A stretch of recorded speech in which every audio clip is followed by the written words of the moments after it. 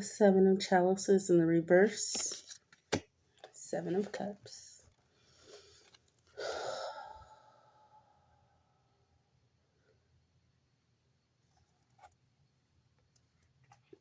I'm just hearing, I see right through you. I see right through you. Someone is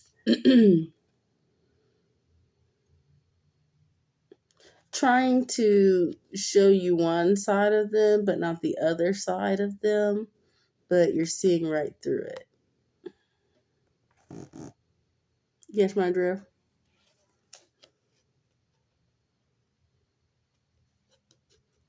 Mm.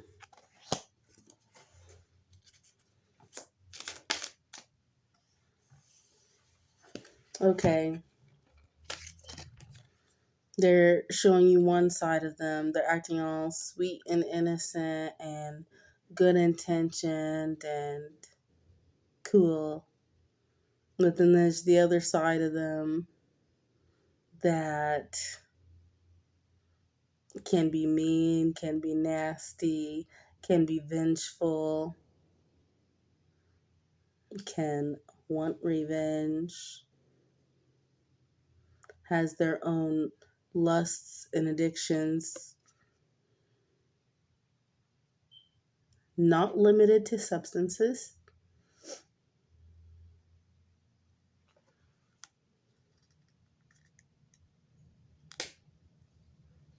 But something about the I see right through you is not comforting. It makes me sad. It's almost like it's sad to realize. Mm.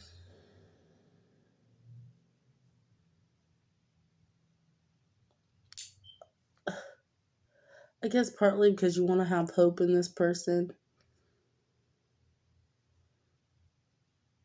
You want to have hope in this person, and it's kind of like giving people the benefit of the doubt. You don't want to automatically think bad things about them, but you sure in the hell didn't want the mask to fall off and see that it was much worse than not just giving them the benefit of the doubt.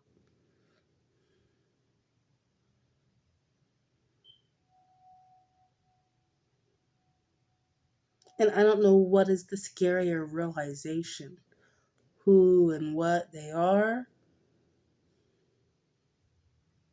or that it was so close to you for so long without you realizing it.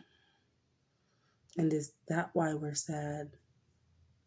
Because you keep going for the same. I'm not even going to say going for, tolerating. That's the word.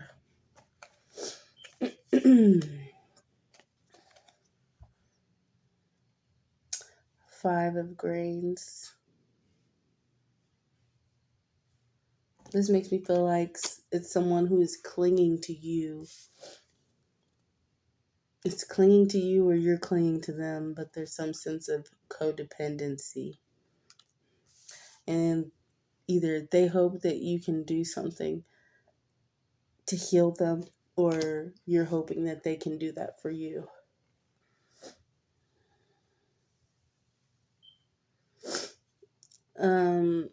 It's like this person just wants to be in the other person's vicinity. But it's almost like it's not even enough for them to be in the vicinity. They have to get as close as they possibly can. She said to herself, if only I touch his cloak, I will be healed. The title of this is The Bleeding Woman.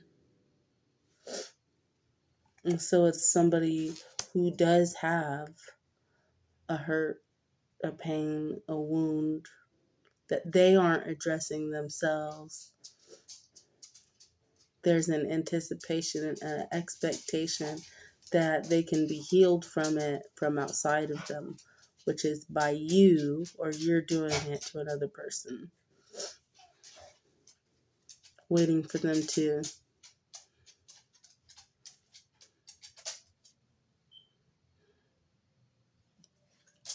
fix something that they didn't break.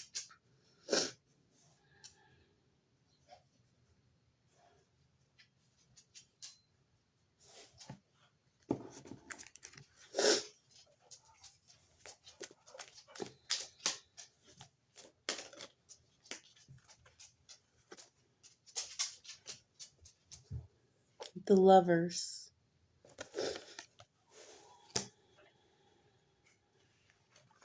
Lovers having to do with, once again, as per a previous reading, a choice.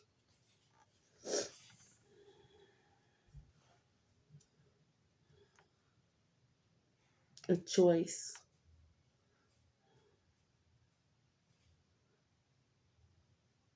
Somebody may feel like they're not being chosen. Somebody may be feeling like they got options and they've got options.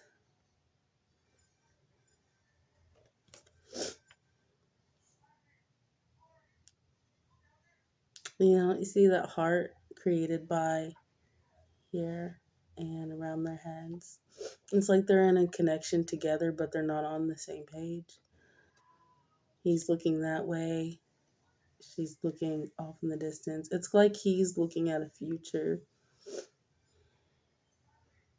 and she's looking at something parallel. But the focus isn't the same. The focus isn't the same.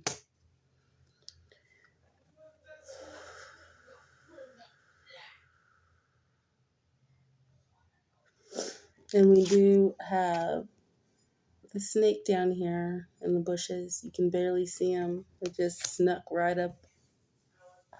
It's like there could have been some influence secretly. Some secret hidden influence. Back rooms, back doors. Something not out in the open that led to the opportunity of temptation.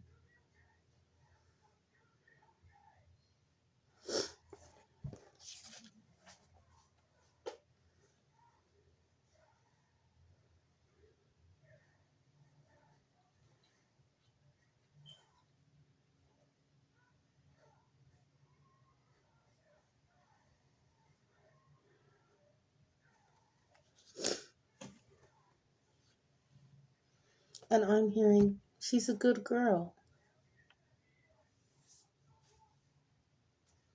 And so there's it's hard to wrap your mind around it and fully understand it. And it's hard to not have grace because part of you wants to make an excuse.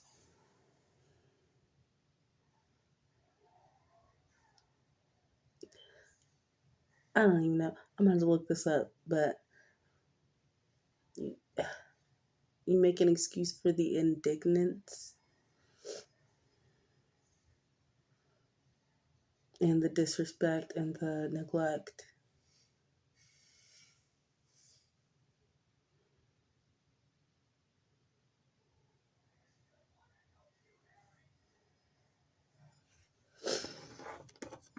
You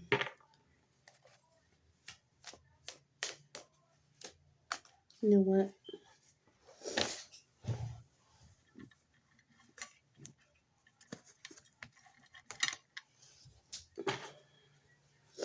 Dialogue cards.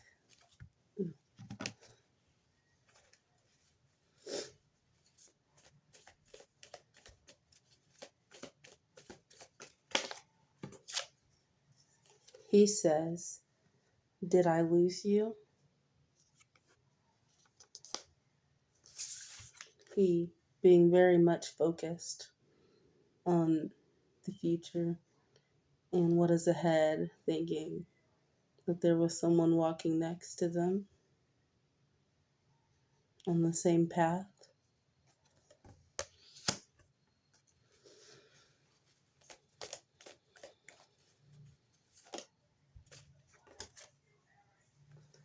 She says, I feel like you abandoned me in the connection. Life feels so empty without you.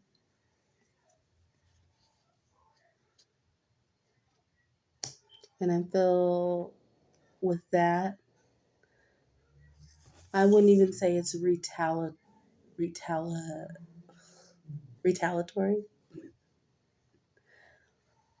but it's like the communication. It's like the masculine is checked out. And whenever it's talking about, I feel like you abandoned me in the connection, they feel emotionally abandoned. But I think the masculine is checked out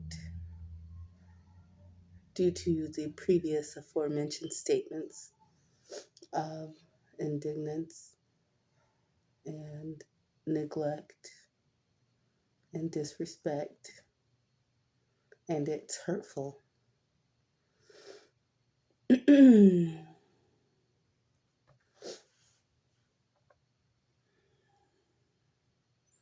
life without you feels so empty.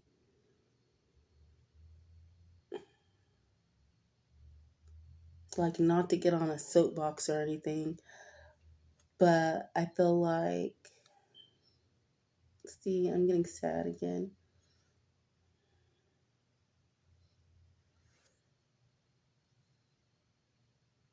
But the life feels so empty without you. I feel like it's not even really speaking to their true emotional feelings. It's speaking to the fact that you are not what you think about yourself due to the way that other people have treated you, due to the things that you tolerate.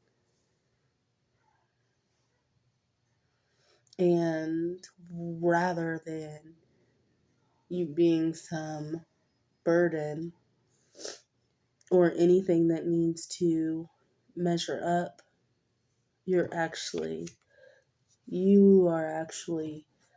the light in the room and the razzle dazzle. You are the je ne sais quoi.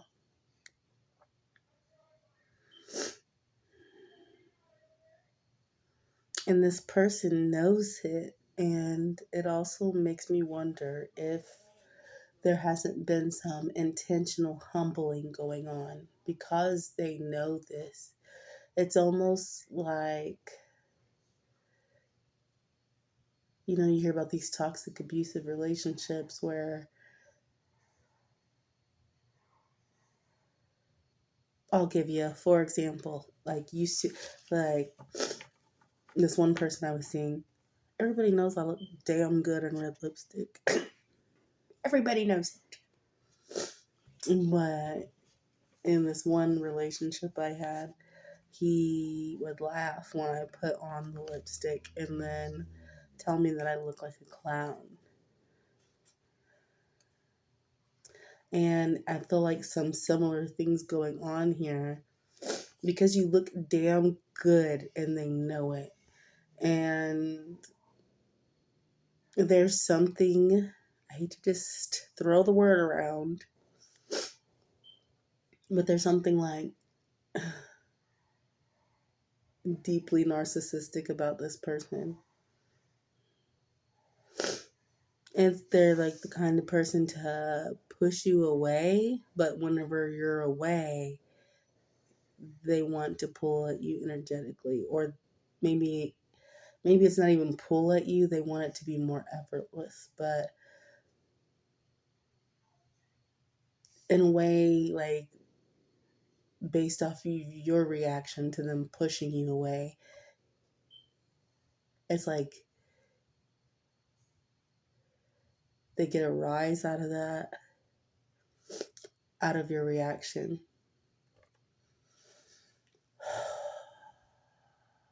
they like it whenever somebody is extremely clingy, not because they want to be near them, but because it lets them know that they have power and influence. Power and influence, as stated. One more.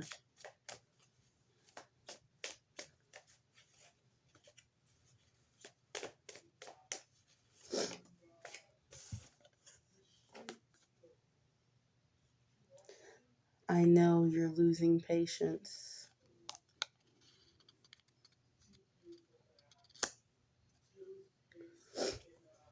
So there's someone who still, nonetheless,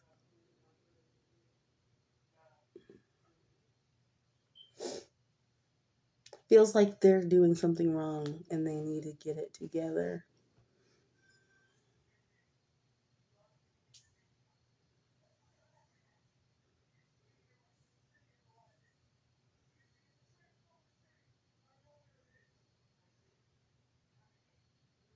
And I'm hesitating because, like, I want to flip this another way for somebody else's situation because we have, did I lose you? I feel like you, but I'm not reading it the way that it looks on paper. And I feel like you're not reading this person the way they look on paper anymore. You're seeing the layers underneath.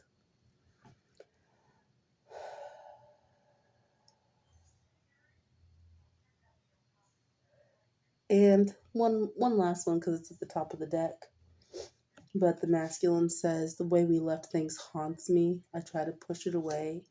And that makes me feel like things culminate, like, what do you call it? I guess culminated is the word. Culminated to a boiling point. Like a frightening boiling point. Or it's like somebody's actions or the look on their face or something they did was so startling. And I feel like that was the moment that the mask fell.